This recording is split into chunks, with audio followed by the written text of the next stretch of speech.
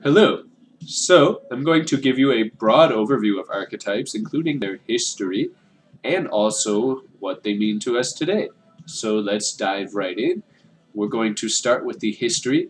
The history, in some part, comes from Plato and his philosophy of ideal forms, where he proposed that for every object you encounter, there is an ideal form somewhere in a realm you cannot access, and that ideal form is the reason why the object you are seeing has the form that it takes. So, for example, if I see a tree outside my window, somewhere there's an ideal tree that this tree is a poor shadow of.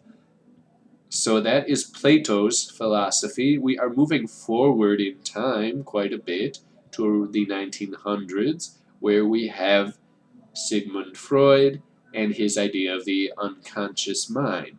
The unconscious mind is what drives all of your behavior, according to Freud. And if we can figure out what's happening in your unconscious mind, we can determine why you are acting like you are. So he wanted you to become aware of what's going on underneath the surface in your unconscious mind. Now, this was somewhat of a revolutionary idea that you were not in control of what you were doing. So that took the world by storm a little bit. A lot of Freud's practice in psychology has been debunked now, but this idea has persisted that there are a set of drives that influence your behavior, especially with the advent of certain scientific advances that can track the chemicals in your brain and other activity in your body that does, in fact, influence your behavior. So Freud had somewhat of a right idea, but just was not quite able to justify his thinking very well.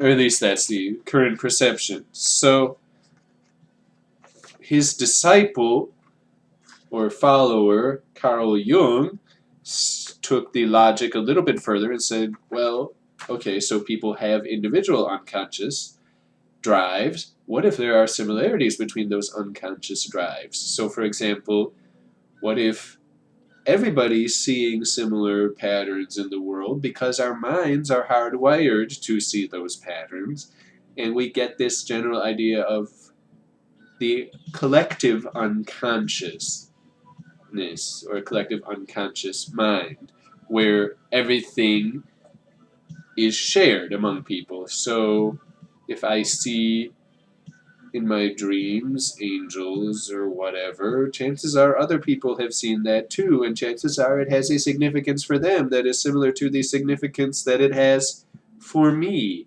or what have you, or a flood, or darkness, or sunlight, or fire, or water. All of these things have a significance, according to Jung, that is recognizable across different cultures and across different people groups, and that basically allows you to communicate these ideas across cultures and between people.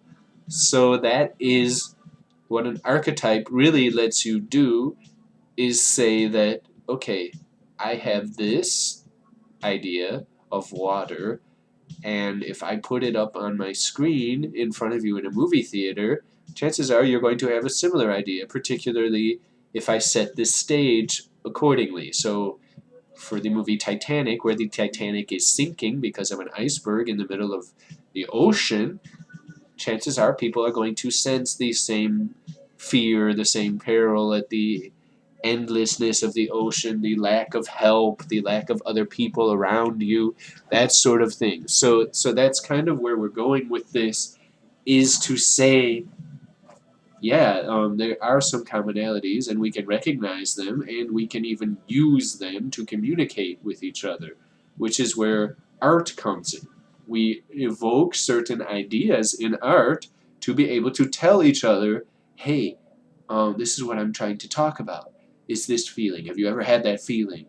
And what do we do about it? And to raise those sort of questions. So that is what archetypes are there for. So to reiterate, an archetype is either a situation in art, or a character in art, or an object in art that shows up over and over again to the point where it becomes easily recognizable.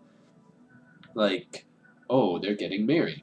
All you have to do is see a flowers and a bouquet, and most people will think marriage.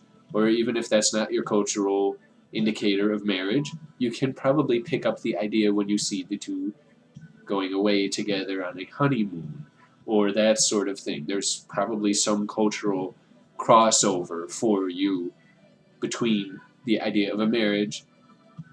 Even if it's not your culture's standard for marriage, you could probably deduce what was going on very shortly. So, archetypes are a shorthand for artists to be able to play on certain emotions and to be able to evoke certain ideas. So I want to go over the types of archetype I mentioned, namely situational, object, and character archetype.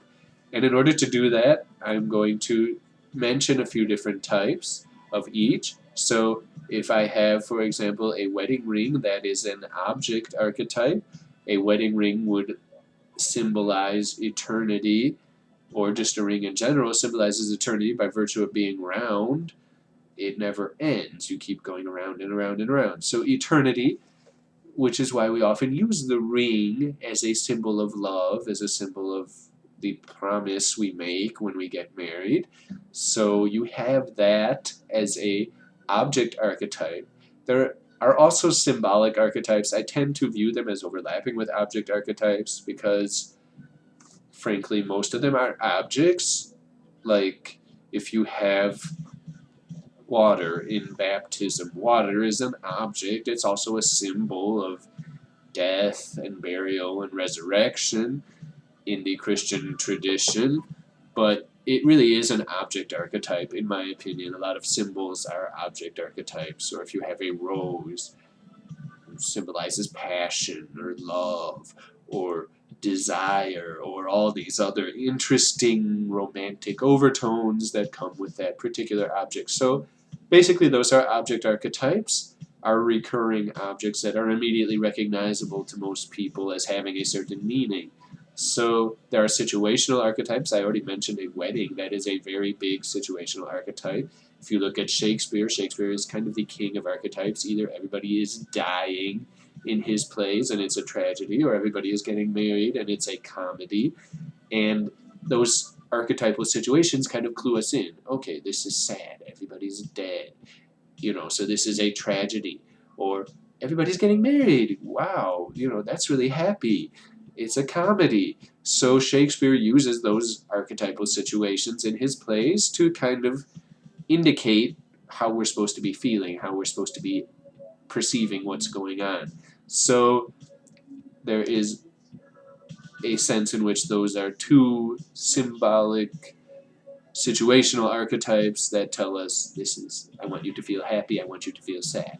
So situational archetypes are events that mark the change from a person from one state to another. So from not being married to being married, from being alive to being dead, from being unborn to being born. All of these things could be situational archetypes. So that's the end of the situational archetype. There's plenty more types, graduations, birthdays, you name it. There's probably a situational archetype attached to some of these major life milestones. So, you can fill in the blank for yourself a little bit. Okay, we're going to keep going. There are also archetypes of character.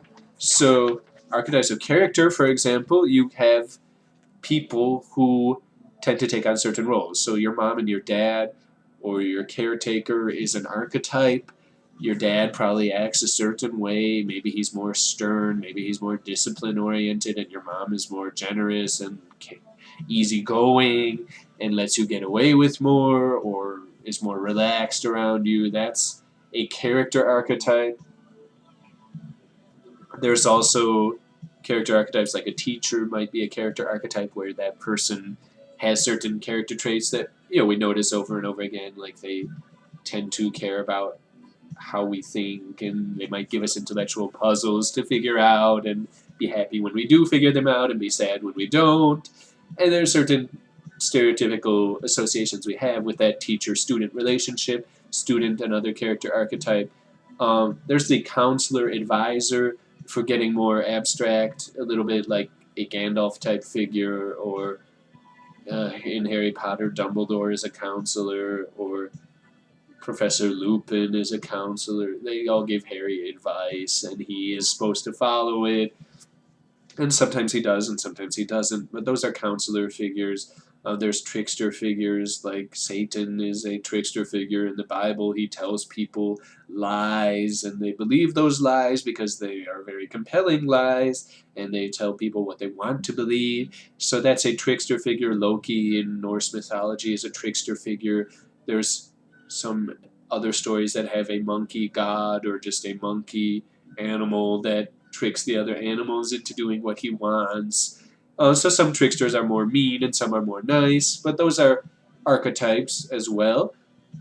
So you kind of have a broad spectrum there. There are archetypes of place. Some archetypes of place include like a city is a place archetype. If you've ever been to a major city like Chicago or New York or in Europe, Rome, or in there's a lot of big cities. You can fill in the blank for your region of the world.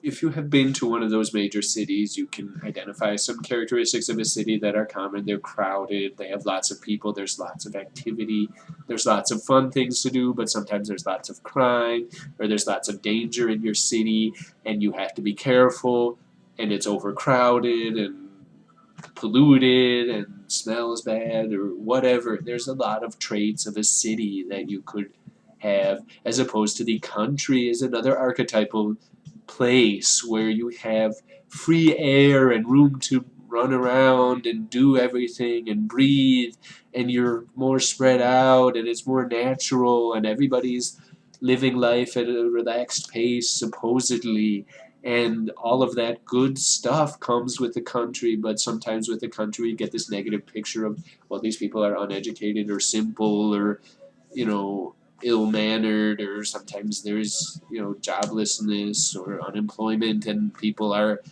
struggling to make ends meet, and that's sad, and the country can be a place of loneliness as opposed to the city where you're never alone, and that sort of thing. So there's a positive and negative side to both of these location archetypes, these place archetypes. So there's that. We've already covered characters, so I feel like we have come to a good place to stop.